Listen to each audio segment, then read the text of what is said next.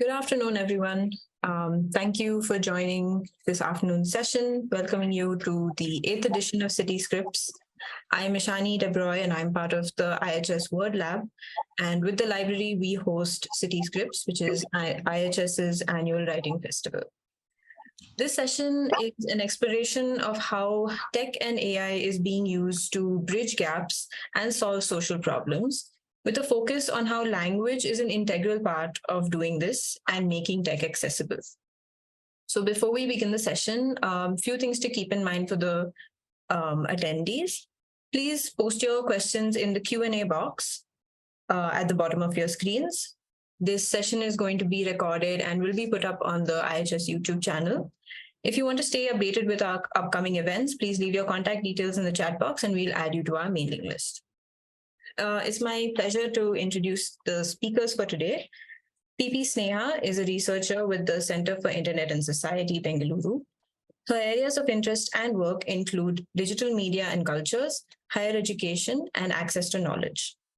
Gurumurthy Kasinathan is one of the founders of IT for Change. Guru leads projects in the area of education, including in research, demonstration projects, systemic teacher education reform, and policy advocacy.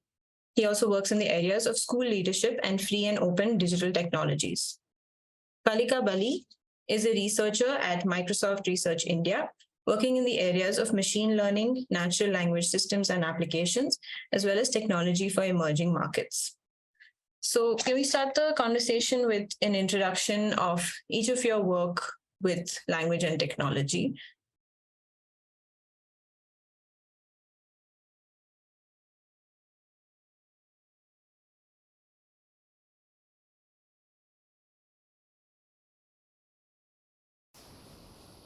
Who do you like us to go first? Urushit, sorry, you can just say that. Ishani? Yeah, sure. Go ahead. Yeah, so let me begin. My organization, IT for Change, works in the area of technology for social change broadly. And within that, my work has been in the area of how education can help, can be used, technology can be used in education to sort of make education far more available and accessible to all. And of course, technology and now AI is very much in the center of all that. And primarily, our work has been in the area of teacher education and technology. So that's for introduction for now. Thank you.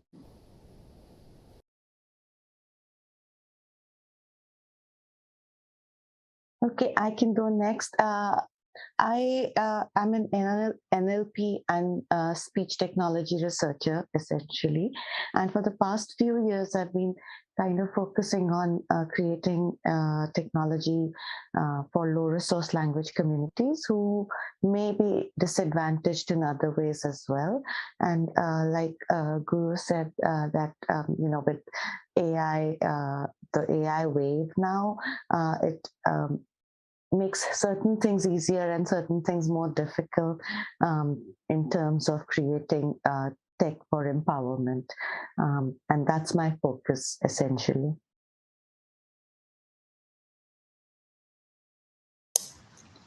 Yeah, I can go next. So hi everyone, I'm with the Center for Internet and Society. So CIS undertakes interdisciplinary research on internet and digital technologies.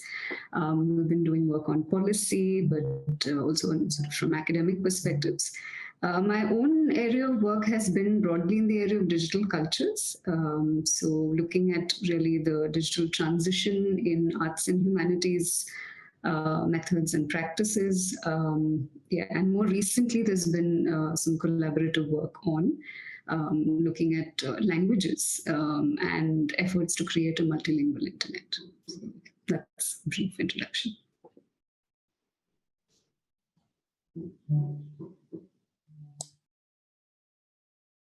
Thanks, everyone. Okay, I think we can start discussing maybe the projects that you've worked on that have, worked closely with language and accessibility, and also where you think this work is going and what the future of it is within the Indian context.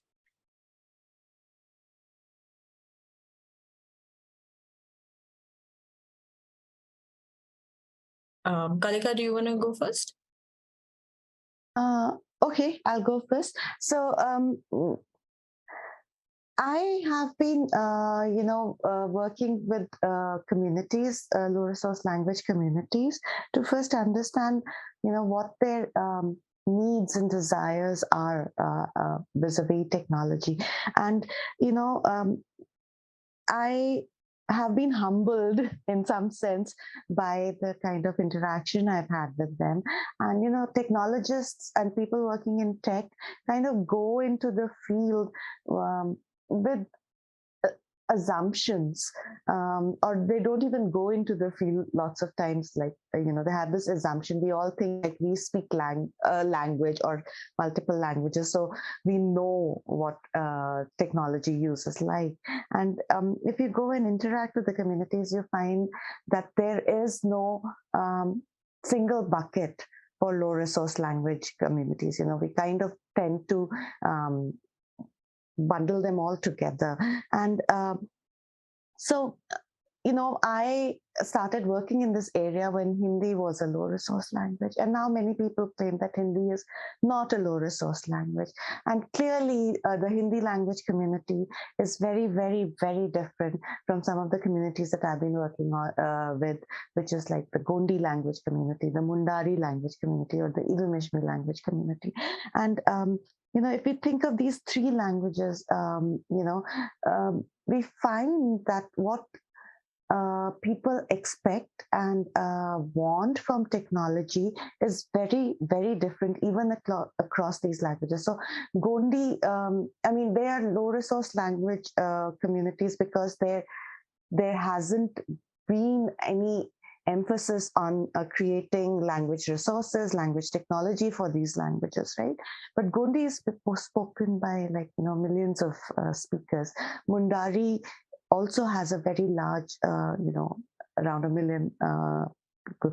Idumishmi is probably, which is spoken in the northeast of India, is probably the only language which you can call as like a low resource in the more traditional and assumed sense, because it just has around 11,000 speakers. But for Gondi, because it is spoken in areas which are split between different states in India, and also because it is spoken in areas where there's a lot of insurgency, in some sense, like it's a strife-ridden area, and it is isolated. Some of the areas are really isolated from the rest of the country. Their main need is access to knowledge, and creation of content. So when we are kind of interacting with this community, we find that there is a lot of emphasis on how they can get more information about, say, government schemes, news, etc. So our approach there has been to help them create say machine translation systems, which are not as easy as it sounds, because you need to collect a lot of data for it, or to provide access to information that's already available out there, or to help them create content for example, we partnered with Pratham Books to create content in Gondi. And we did this in 2 weeks, right? Like in 2 weeks, we had 200 books in Gondi. And the joy of seeing that is indescribable. But then in Mundari, Mundari is much more assimilated with the dominant state language communities. So they do have access in some sense, right? Like either they speak Bangla or they speak Hindi, and their concern is more to do with loss of language in their communities. And there we've been focusing more on building text-to-speech systems and such systems which can, and books, etc., which can help the language to continue, right? It can be taught to the educational apps that can be used to teach the language to the children, to the next generation. Idumishimi just changed our concept about low resource language communities completely, because typically we think low resource language communities are disadvantaged in other ways, right? Like they socioeconomically they might be disadvantaged as well.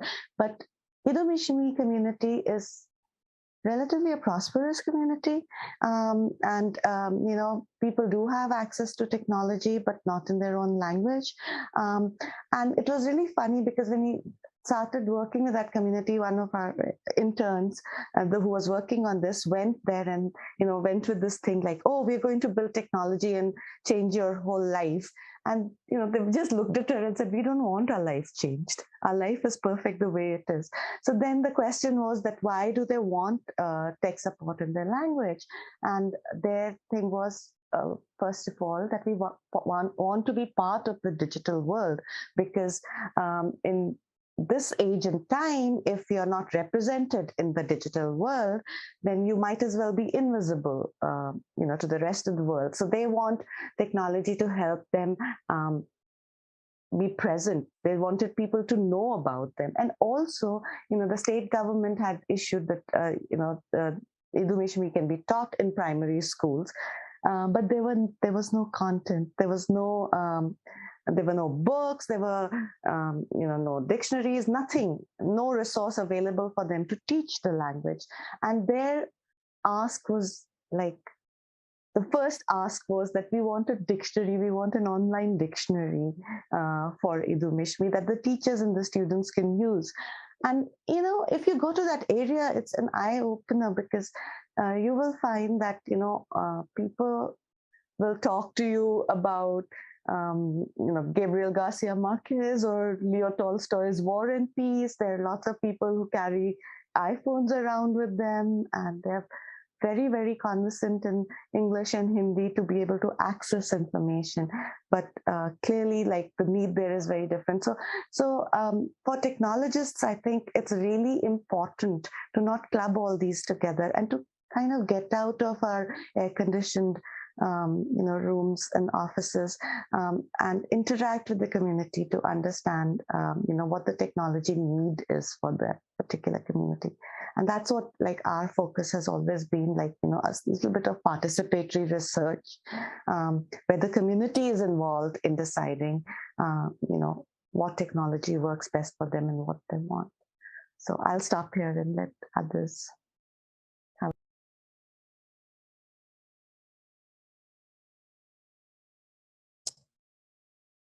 Okay, so I can actually build from, I think, where Kalika, what Kalika spoke about, right, which is really on communities and languages. So yeah, I think just speaking about some of our work at CIS. So we've been working with the Indian language Wikimedia communities for a very long time. So our Access to Knowledge program is, in fact, one of our oldest sort of verticals at CIS. And again, specifically looking at the sort of challenges with open access to content in Indian languages. So the program has been working to sort of support Indian language communities working on various Wikimedia projects. So Wikipedia, Wikidata, Wikisource. So basically looking at how to augment content, so how to source, how to digitize, how to augment content, how to build sort of community strength, skills, leadership, and also looking at sort of larger challenges within also the open knowledge movement. So looking at questions of IPR, and use and reuse of data. So I think these have been some of the sort of broader areas of work within that program. I've recently had the opportunity to also work with the program on a series of research studies, looking at, again, what are knowledge gaps related to Indian language content, specifically on the Wikimedia platforms. So looking at, for instance, content related to the gender gap on Wikimedia projects. So content on gender and sexuality, for instance, in Indian languages, how does that content, how does that content become more visible on open access platforms? What are specific challenges in bringing Indian language content in these spaces onto the internet or onto open knowledge platforms like Wikimedia? Content related to cultural heritage, or GLAM institutions, so galleries, libraries, archives, and museums. So that forms like a large part of our work. And sort of sourcing Indian language content in these spaces has been, an exceptionally sort of, especially in issues of copyright, etc. That's been, a sort of challenging space to work in. Then, of course, there are specific technological challenges, related to particular projects. So if you look at Wikisource, for instance, or Wikidata, these are all sort of projects that are slowly sort of the communities around them are also growing in terms of use and in terms of access. And how does one navigate then infrastructural challenges? What are the gaps? Particularly for language projects, I think these have been some of our areas of focus. And this is something that we find sort of broadly reflected even across other kinds of spaces on the internet. So like, Kalika was talking, the internet is really not representative of the kind of wide diversity of languages that we have across the world. I mean, in India, definitely. And I'll also briefly talk about one of our more recent projects in this space. So this is a report on the state. It's called The State of the Internet's Languages. This is work that was led by a collective called Whose Knowledge, and this was in collaboration with Whose Knowledge and the Oxford Internet Institute. So basically, it's a report mapping stories and data, looking at the representation of languages on the internet, specifically with the focus on non-dominant languages. So really looking at how, apart from the languages that we are really used to accessing, right? And majorly this would be, English, Chinese, Spanish, the sort of broad majority of these languages, I mean, that we are, or what we think that a majority of the population across the world uses. What have been challenges across the world with using marginalized languages or with the representation of non-dominant languages on the internet? So, and this can range from, various things from, technological infrastructure to just how the content and how, languages themselves sort of evolve, because languages never evolve in isolation. Languages evolve with people, and it's very much sort of determined by, cultural factors, barriers that we see around us. So this report really, looks at many of these aspects. And just quickly sort of go through some of our key learnings. So I think basically a sort of multi-layered intersectional perspective to understanding infrastructure itself, conceptually, politically, because even the technologies that we use speak a different language than what we may use to communicate with each other. So the need for the development of keyboards, fonts, software in various languages, the number of languages that are easily accessible on your smartphone, the lack of accurate translations into and from indigenous and regional languages, or for, say, conceptual terms related to gender, sexuality, feminism, accessibility of content and devices for persons with disabilities. So challenges related to language actually make these sort of barriers to access much, much more complicated. Especially for persons with disabilities. So even when you look at, say, efforts in preservation, sourcing, digitizing, translating, sharing, so reusing content in multiple languages, so especially, say, on open knowledge platforms like Wikimedia projects, again, there are multiple challenges, right? So like I mentioned earlier, some of the legal and cultural aspects. So these are not just technological gaps, but also, say, historical gaps.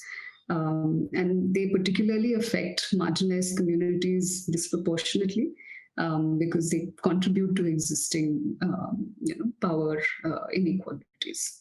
So these, I think, these have been some of our efforts in this area. The Wikimedia work, of course, has been more sort of long-standing and has been an engagement with communities in the Indian context, and of course the State of the Internet Languages report.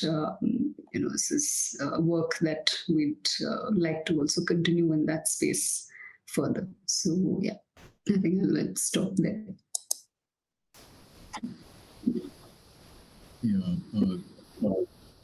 Thank you, Sneha, and thank you, Kalika, for those wonderful sharing of the work that you have been doing. And I'll take off from what you have been saying. So I think we all understand the internet and now AI as wonderful resources that society has got. And I think in the panel we are concerned that this resource that is available to us should be somewhat equitably available, in the sense it should not be dominated by certain groups in society.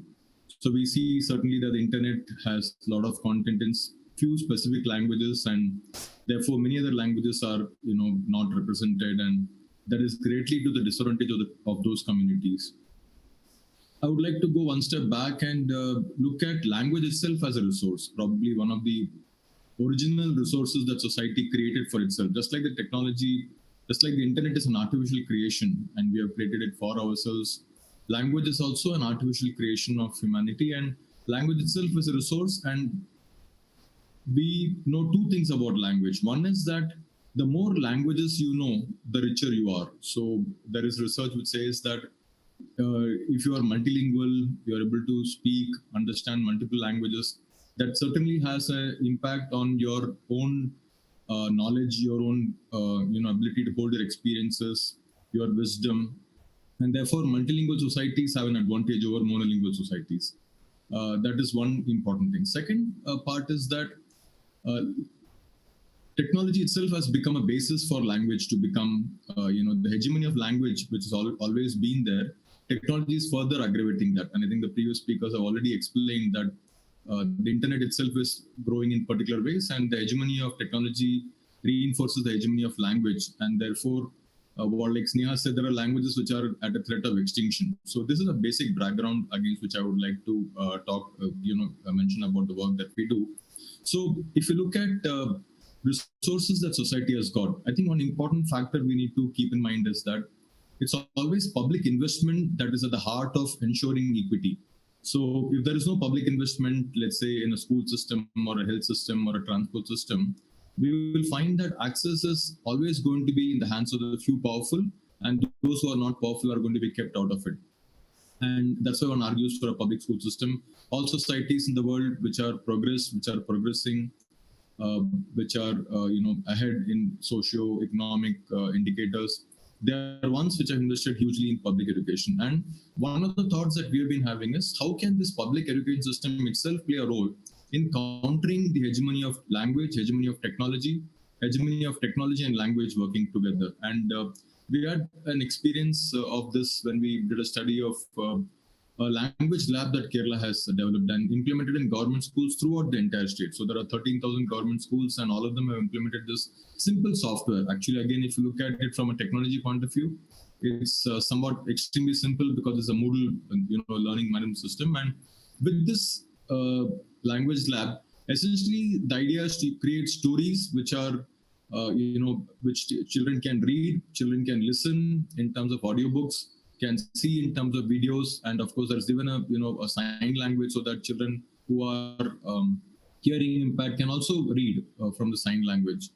And this is something that we found that when you convert knowledge in the form of stories and you tell stories to children, it has an impact on their ability to master language itself. So as they become more and more comfortable in language, they start expressing themselves in language, and that expression is available digitally and therefore can be made available online as well. And this is what the program is currently in Kerala, but certain spin-offs that we have worked on is to say, while the Kerala exploration is primarily in English because that is what the government wants the children to acquire competence and familiarity with, but we also see that the same can apply to other languages as well. So in Bangalore, for example, we have reconstructed the same English, the language lab software to tell stories in Urdu, tell stories in Hindi, Telugu, Tamil, which are all the languages that are spoken in the government schools here. One must understand that language competency itself is not, is at various levels. So obviously we're not looking at very basic literacy or being able to just do normal transactions, very elementary transactions of language. The ability of society to hold language in more and more creative ways, writing, in a literary sense, and that's when the language becomes stronger and grows in society. So if the same methodology can be used to develop people's competencies in language using the digital, and also one of the plans is to take it to parents. For example, we are looking at illiterate parents whose language skills are very basic. So when Kalika talks about low resource communities, if you really look at low resource communities, poor people and people marginalized on other grounds like maybe caste or religion or other parameters, one will find that their language competencies and skills are much behind that of more privileged people. I'm generalizing, but broadly one can agree that if you have privileges, then your opportunities to go learn are much more. And one of the things it reflects on very starkly is the amount of language that you know. And if parents' own competencies in language can be reinforced, again through the process of stories. And of course, when I'm talking about stories, I think Kalika mentioned the work that Pratham has done through Story Weaver. So of course, the Kerala project also takes Story Weaver stories, which are appropriate for children, but provides these audio, video, sign language representations to it, creates a lot of activities around the story which become the basis of discussions, because it's not only listening to or reading a story, but talking about it that creates knowledge. So looking at technology from the point of view of creating language, mastering language, generating content and creativity in language, that is also an important aspect of correcting the language and imbalance that we see on the internet. And I think this program, for example, if the Gondi, I completely agree that Gondi is maybe spoken very widely, but there is to be an organized attempt at which we work through the public school system, through teachers, to create stories in Gondi, and not only not only visual stories, book print stories, but also audio video representations of them. It is not difficult to do, and that creates a huge amount of digital knowledge, which is in the Gondi language, which when available online is a method of correcting the language hegemony that we see. Same can apply to every language, particularly languages that are in danger of extinction. I think Kalika mentioned a language which has only 11,000 speakers,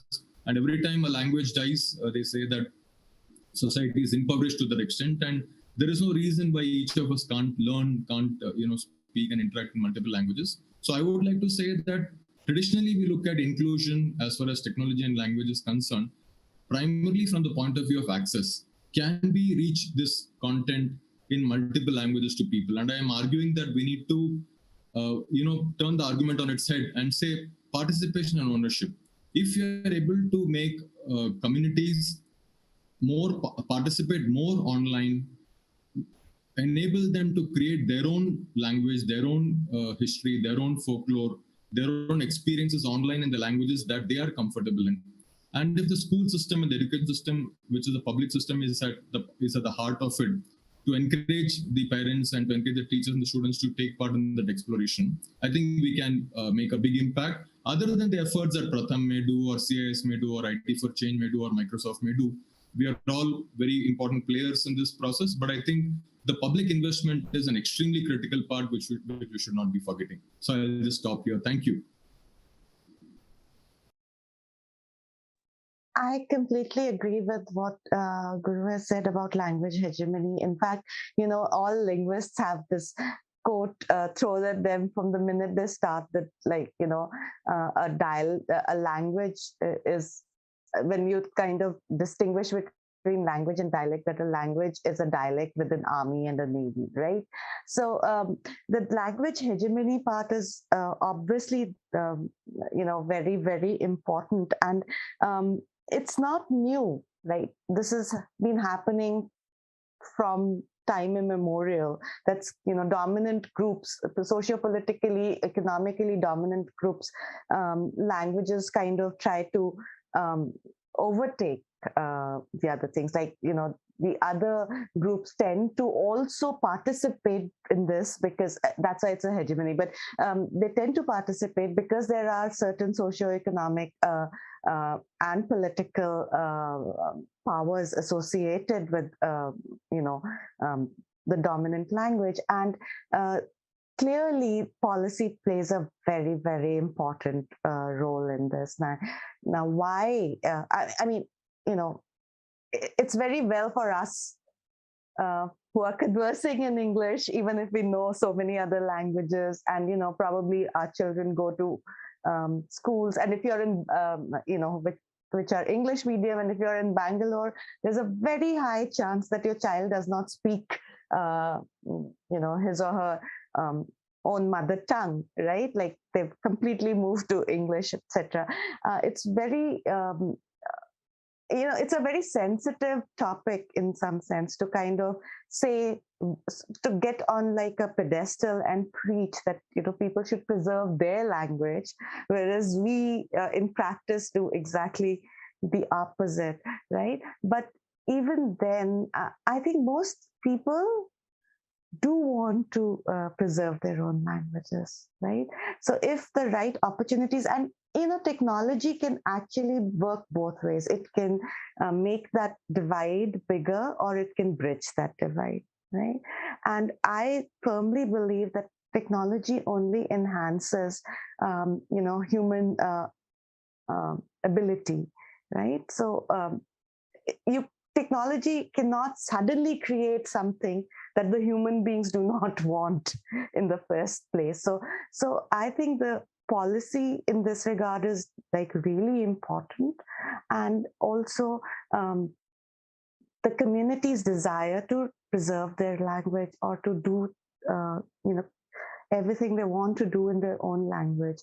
You cannot just throw technology at something if the community has decided that the language offers them no value and decided to move on, right?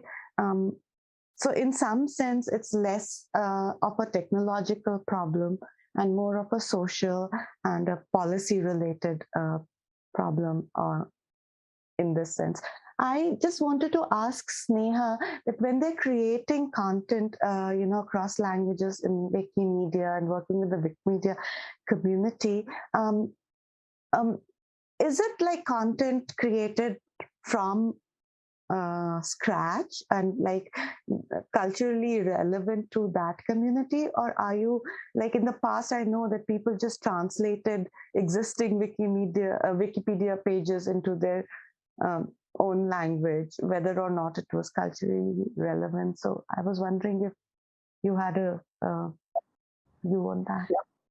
Right. So it's not content created from scratch as such, because Wikimedia, by definition, it doesn't allow for, say, original research or original content. Right. So Wikipedia does not allow for original research. So it is really a system of augmenting the content that you have on Wikipedia, so say on a particular topic in a particular domain, but making that as well referenced, well cited as possible, and therefore trying to gather a variety of resources that can basically sort of provide good, credible references for the content on that page. I mean, of course, there are various sort of guidelines and principles on Wikipedia by how content is created, and this is, I'm speaking only about Wikipedia. But if you look at, say, Wikimedia Commons, for instance, right? So that has space for original content where you can actually upload images that you have,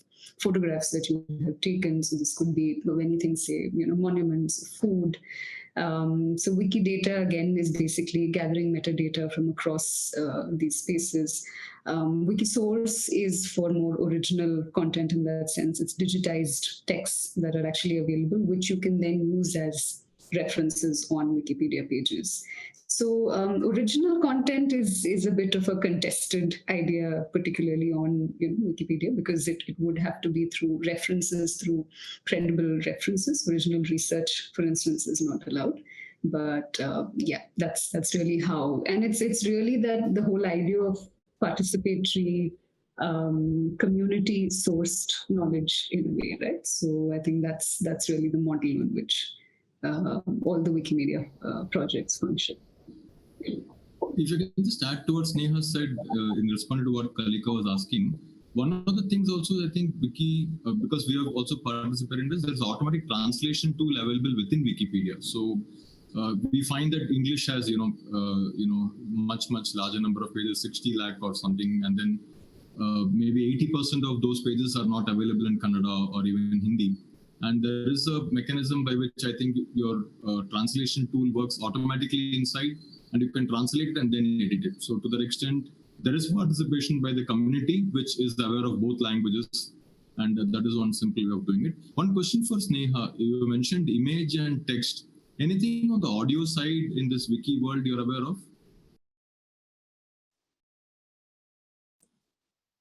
Right. So there's audio in terms of references, not so much. In terms of content, I'm not the best person to speak on that.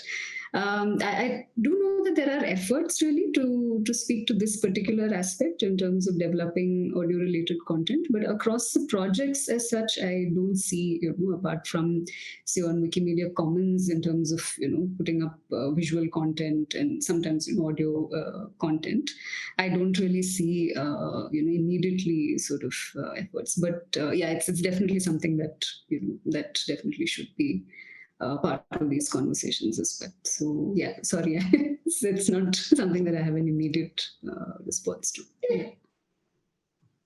Yeah, I actually have a view on this whole machine translation thing, which is like, considering that I've spent like a lot of time building these systems, might seem surprising. But I think, and perhaps like Wikimedia and Wiki Foundation are a good example of this.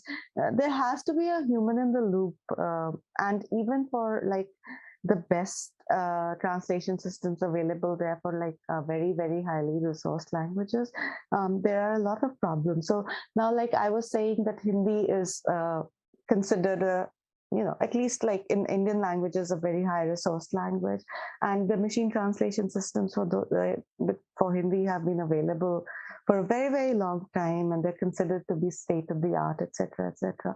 But if you look at the translations, that are there, they are a strange mix of formal and colloquial and code mixed output. Also, the longer the passage that needs to be translated, the more confusing the language output becomes. And I just recently had this experience where, I was checking some translations in Hindi, and I looked at it and I was like really confused because, basically the sentence was saying that John's father had frozen in the coal. And I was wondering, why has John's father frozen in the coal, right? And then I went back to the English sentence, and it wasn't John's father who had frozen. It was the pond that John's father was by that had frozen in the coal. But because Hindi has these long distance agreements, where like the verb will agree with the subject, even if they're like, several phrases apart, the machine translation system was not able to handle that, and then it would output agent as agent in Hindi, but it had a very, very highly Sanskritized word for fermentation that I can guarantee that even the scholars don't know that word, right? So I really believe this human in the loop is the way to go to keep language technologies grounded in the language of the speakers. I don't know, Guru, do you have a view on this? Like, with respect to teaching and education, because there probably a more formal structure is advocated traditionally? Yeah, actually, I just shared a link on the chat, which is an article that I and a couple of my colleagues in IT for Change had written on democratizing translation using digital technologies. And in that, we highlighted there are two ways in which the machine and the human interact. So there is one process called machine-aided human translation, and the converse of that is human-aided machine translation. And we have argued, just like you're saying, that human-aided machine translation is not such a good idea, because finally, if the machine is in control, you end up with something which is not going to make absolute sense. And whereas machine-aided human translation, so the machine is certainly helping. So you can do a Google Translate and you can take what Google Translate gives you, but then there is a human who's actually processing it and then making sure that the Hindi structures are represented fairly in English, etc., etc. So I don't think it's a question of yes or no, that you don't use technology or use technology, but the way you go about it. And I think this is very relevant to AI also. And I think one of the challenges we have got with ChatGPT and the AI language AI platforms that we are seeing is very easily people are thinking that we can let ChatGPT run amok. And that is really human-aided machine. Finally, human beings wrote rules by which ChatGPT acquired data on the web and created its repository. But if you directly take ChatGPT and go ahead with it, then you're ending with using what a machine has given you. It can be very disastrous. It can be very useful most of the time, but when it's disastrous, you won't know that it is disastrous, and therefore the risk of completely relying on machine is very, very high. But I would say that therefore keep the human in charge, but use the digital, because the digital is certainly useful. And the article actually argues that traditionally translation has been the only experts do translation, and therefore translation is so rare. You have to be good in English and good in Hindi, then you can translate from one to the other. But what translation tools or even online dictionaries, you mentioned online dictionaries, are so phenomenally important in the translation process. If you're able to use digital technologies very well, then even this idea of Wikipedia pages being translated across languages, I think it's a good idea.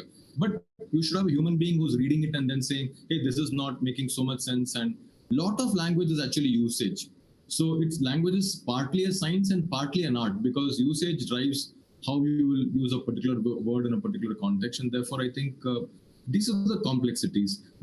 So I think digital is important both in translation and in AI, and translation and AI are both parallel in the sense, both of them, there is a role technology has got in the process of language learning, and it is going to be foolish and fatal to leave it to technology per se. So I agree with Kalika completely on that. Very quickly, to go back to one point you had made earlier in terms of the fact that हम लोग ये platform में भी सब English में ही बोल रहे हैं, हालांकि शायद हम तीनों भी हिंदी में भी बोल सकते हैं. मेरा आई थिंक स्नेहा जी भी हिंदी जानती है, आप शायद हिंदी जानते होंगे, लेकिन हम इंग्लिश में ही बोलेंगे. लेकिन इंग्लिश और हिंदी को हम छोड़ेंगे तो शायद ಸ್ನೇಹ ಕನ್ನಡದಲ್ಲಿ ಸ್ವಲ್ಪ ಅವ್ರು ಮಾತಾಡ್ಬೋದು, ಗೊತ್ತಿಲ್ಲ. ಸ್ನೇಹ ಬೆಂಗಳೂರಲ್ಲಿ ಇದ್ರೆ ಅವ್ರಿಗೆ ಕನ್ನಡ ಗೊತ್ತಿರ್ಬೋದು, ಕಲಿಕಾಗೆ ಕನ್ನಡ ಗೊತ್ತಿದೆ, ನನಗೆ ಗೊತ್ತಿಲ್ಲ. But each of us is at least knowing 3 or 4 languages. And I think what the language people clearly say, all the people who are into language learning clearly say that it is never one language versus another. This creation of languages as enemies of one another is a stupid, short-sighted political battle that some people want to wage to sort of put one another down. But there is no reason why the Gondi child should be stuck with Gondi while my children learn English. That is unfair. Clearly the Gondi will say my children should learn English whether or not they learn Gondi. I think that is what they will say, because they can see that जो English में बोलते हैं उनको अच्छी नौकरी मिलती है, तनख्वाह अच्छा है और वो अलग सा समाज में रहते हैं ना. तो English सभी को मिलनी चाहिए. So I think that's a very important factor, and the school system has a role to play in it. Technology has a role to play in it, which is what Kerala is doing with the language lab. It is saying that government schools have traditionally been spaces where the culture is protected and children don't get English. That has been the traditional reason why people also prefer private schools. And Kerala is saying in the government school system, if children can be very good in English, and I would add Malayalam, and I would add Beri, I would add Urdu, I would add Hindi, children can learn. If we can create that environment again with digital technologies, why should it be one versus other? நான் தமிழ்லயும் பேசுவேன். கலிகாக்கு தமிழ் தெரியுமா, ஸ்னேகாக்கு தமிழ் தெரியுமா? ரெண்டு பேருக்கும். I suspect Kalika can speak Bengali from your name. I'm just making hazarding a guess. I can understand Bengali. I'm sure Sneha. I can understand Because- Bengali and Punjabi. Wonderful. I think I can also barely understand it. Sorry, I've hogged a lot of my time. So, yeah, I just was responding. Yeah, go ahead, Kalika, Sneha. Any other thoughts? Any other comments? So I have just put on the chat, a project that we worked on, which is called Interactive Neural Machine Translation. It's an open source toolkit, which you can plug a machine translation system at the back, and it aids it's machine aided human translation. So human translators can use it to translate from one language to another, and the machine is providing assistance like by providing predictive suggestions as they go along, typing the translation. And this has been actually used by Translators Without Borders to create content in Congolese Senali, and I completely agree that machine in control is not such a good idea, and a human in control, I mean, it just makes sense, right? A human in control of technology is like a very sane idea as compared to a machine in control of technology. And the kind of weird scenarios that are being imagined right now with AI taking control of the world. So Sneha, I have an opinion on open source as well, and data, etc., being available openly. And I am kind of split about it, because I see the advantages as a researcher, as a scientist, as someone who's working on providing access to communities. But on the other hand, this whole thing about data ownership is a problem also, right? It's problematic because usually people who provide data to build these technologies get paid pittance, right?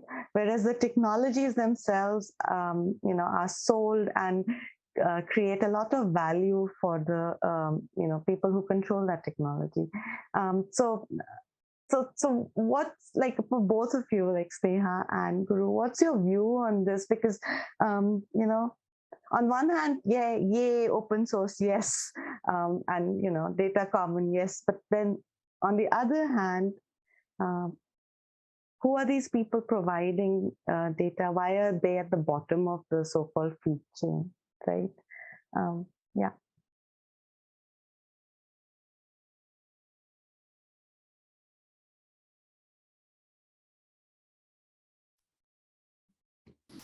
Yeah, go ahead, Guru. Sorry. Yeah, go ahead. I'll also just I have to wanted you quickly to plug speak. in my laptop. Yeah, I wanted you to speak. I just was unmuting to ask you.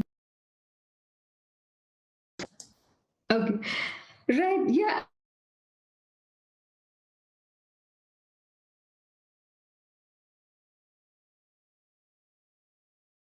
Sneha, we can't hear you.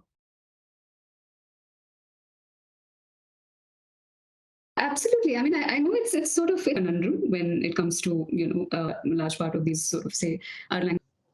Am I audible now? Yes. Okay. Okay. Right. So yeah, absolutely. I mean, I think it's sort of a challenge of multiple levels, right? I mean, one is, and I was just thinking about.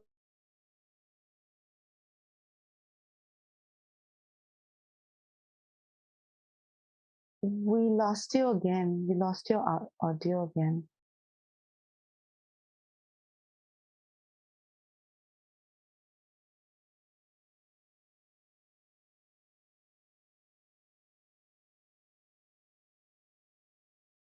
About this when we were talking about access and when we were talking.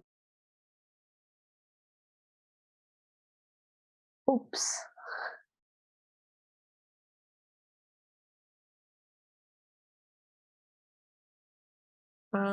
Okay, while we're waiting, I'll just invite anyone online and in I just to think of any questions that you have for the panelists, and we can ask them. Send it in the chat box, or downstairs we have people who handle on mics for anyone who wants to ask.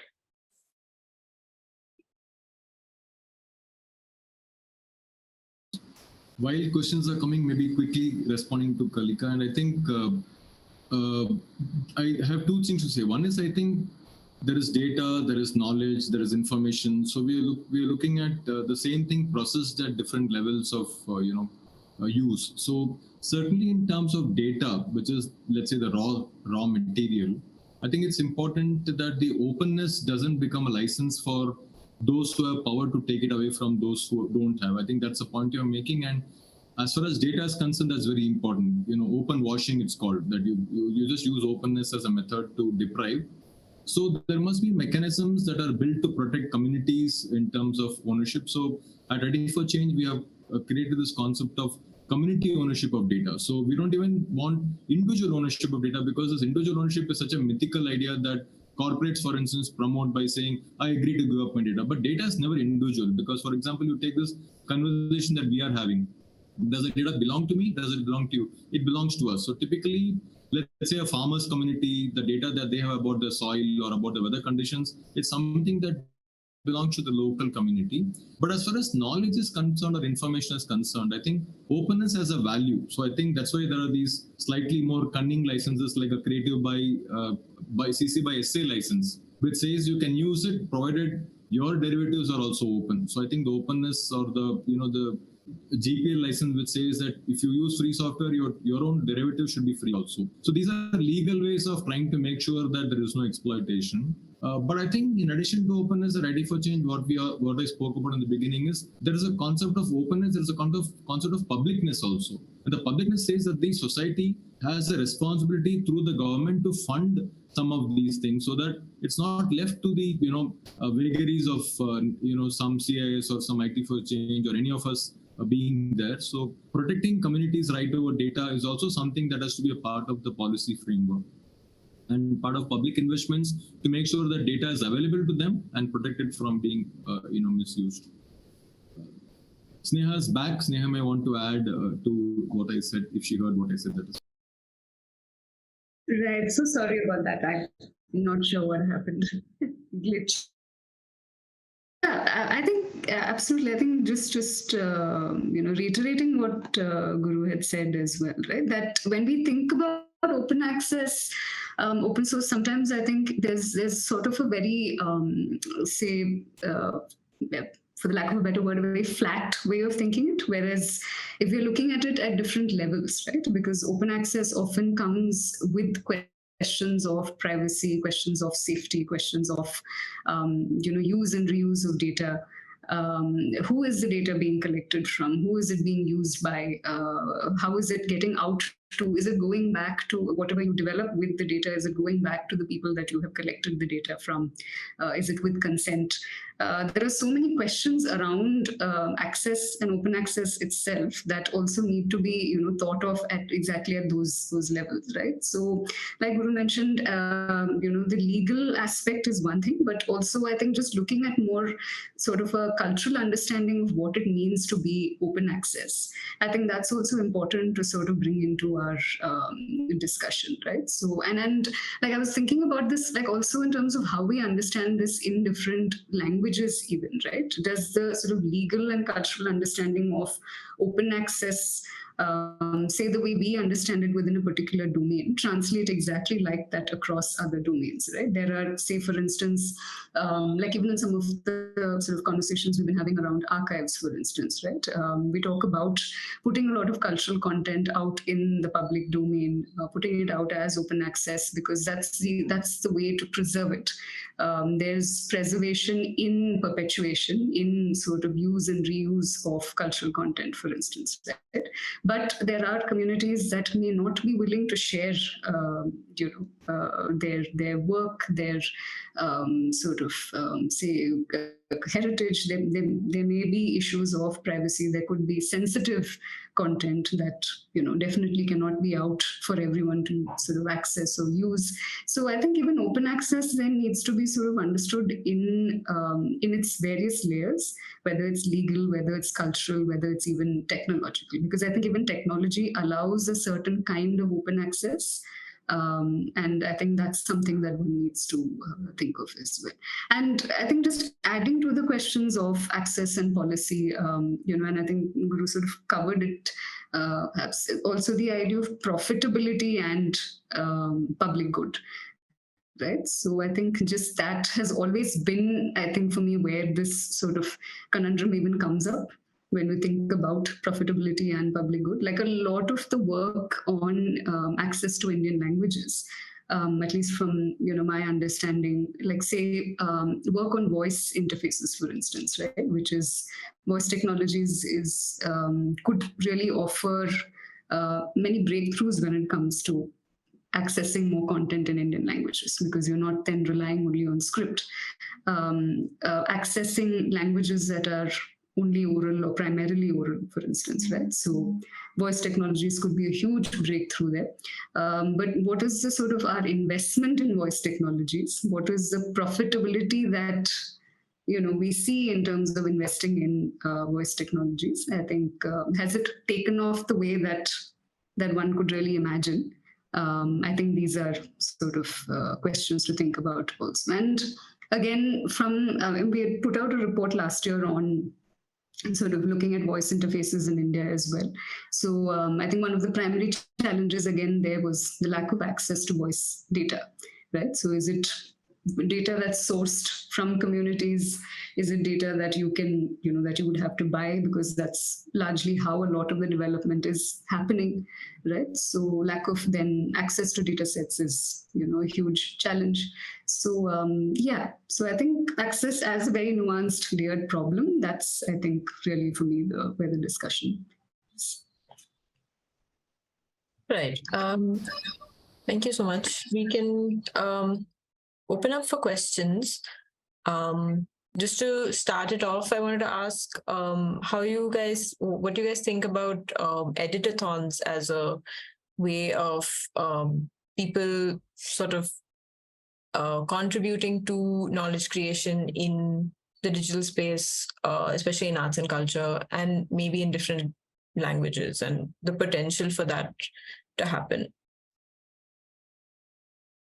So anyone who like to answer? So did I hear that clearly, Shani? Did you say editathon? Editathons, like those, like the open, basically, yeah, the campaign that people edit, yeah. Right. Yeah, absolutely. So I can speak to it from obviously our experience with the Wikimedia communities, where editathons are a very regular sort of space for content creation, right? And I think the question here was specifically about cultural content, if I'm not mistaken. Yeah, absolutely. I think that's, for us, it's been definitely a sort of key way to engage with communities, a way to set up and to do this in partnership with organizations that are working in this space, right? So a large part of our work on sort of building cultural content on Indian language Wikimedias, or augmenting it really, has also been in partnership with libraries, in partnership with archives, largely galleries and libraries, and sort of, hosting events where people can then actually, communities, the editing community can come together, use those resources. And of course, a key thing here is that these resources have to be available, in on open access. They have to be available first, and then to actually edit and put up, materials. So whether it's, say, on Wikisource, then of course editing Wikipedia using resources that are available across these institutions. So editathons definitely as a sort of space, I think, would definitely encourage ways to create more, would encourage, say, augmenting content in Indian languages. Just to add to what Sneha said, I'll connect it to, in the beginning I was talking about school systems being a basis for that. So we work with teachers, and the public system, India has around 5 million teachers, and a large number of them will be language teachers. So if language teachers editathons are consciously, invested in, for them to create content in those languages that they teach in, that can be one of the things that we have been trying in a small scale. But I think if that idea can catch on, it can really be something that on an ongoing basis, because it's not a one-time thing. As we are creating content in Kannada, English content is still, running ahead on Wikipedia and other places. So one has to have an ongoing mechanism for, trying to see if we can not only bridge, but, go ahead with it. So editathons are, of course, a good idea.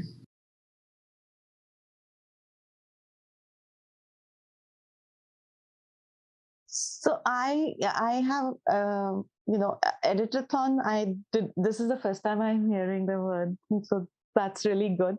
But the work that we did about with Pratham to create books in specific languages, it is like that, right? You have some 20-30 people sitting there and just doing this over a certain period of time, and I found that really effective. Like, people were able to create content very, very fast after the initial learning curve.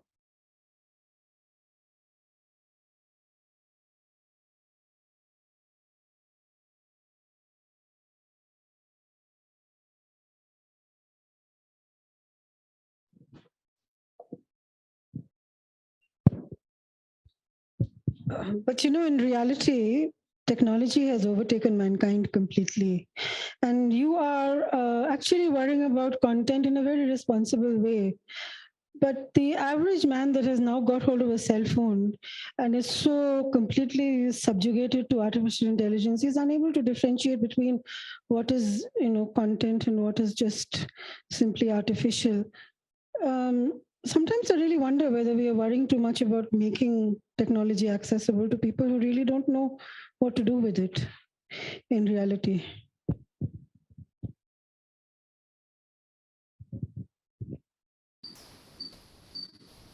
Can I respond?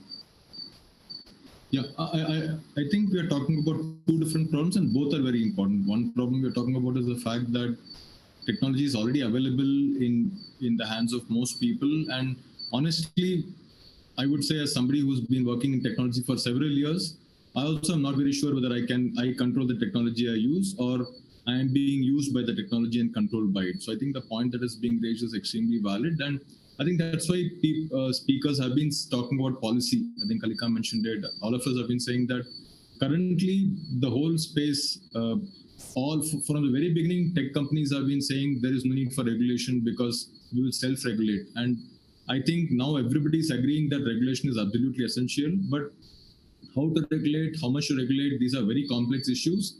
But whether it's America or Europe or even India, I think the idea of regulation has already entered our thinking. And hopefully that is because there is no other way other than regulation. So you can say that tobacco, we grow tobacco. We all know that tobacco is very bad.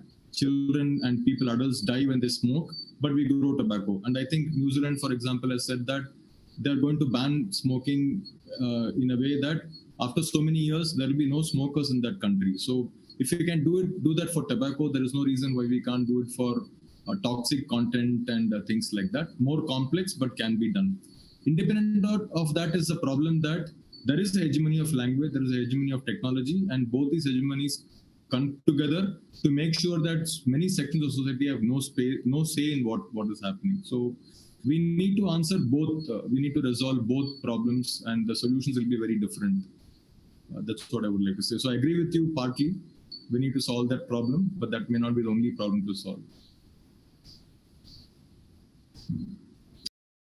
I just want to quickly add here. I think when I was listening to that question also, right?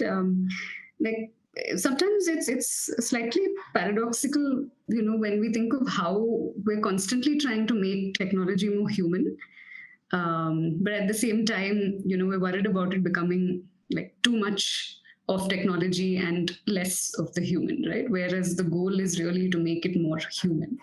And one crucial thing that, I was thinking about that may be relevant to talk about here, and this is of course very contested, is also the idea of sort of ethics and the ethical development of technology, right? So there is a lot of discussion around ethical principles of AI, for instance. There's a whole discourse around AI for social good. Also very, in many ways, also contested. There is a lot of conversation around, how that discourse has evolved, and sort of some pushback against, how we imagine AI for social good as well. But I find that even those conversations are important in terms of thinking about, when we think about making technology more human, is it that we're thinking about a chatbot sounding more like you or me, or is it really about the chatbot being able to take responsible decisions, or communicating a sort of a response that is actually thought through in a sense, right? Or based on a very ethical, or developed based on an ethical principle of how we think about technology. So just wanted to sort of add that thought.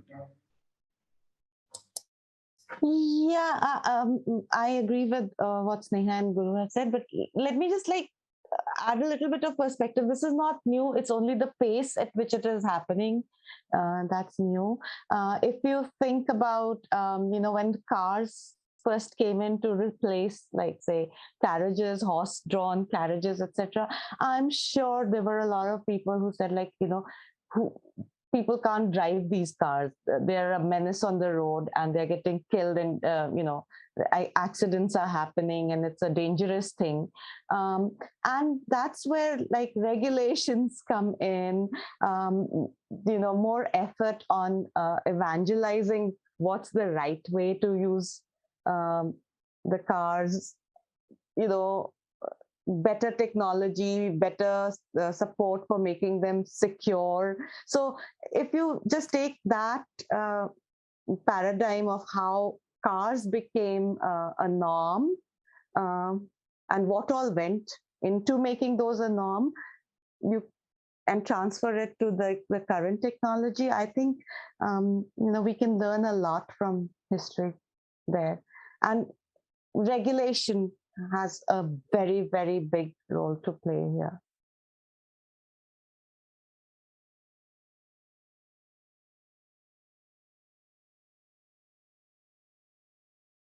Okay, thank you both. Thank you, Guru. Yeah, he's still here, I think. Okay, so I think with that, we can wrap up this session. Thank you so much to the panelists and to all the attendees for joining. If you are in Bangalore, please join us at IHS in Sadashiv Nagar. We have more sessions lined up for the day and tomorrow. Thank you all once again, and we'll see you.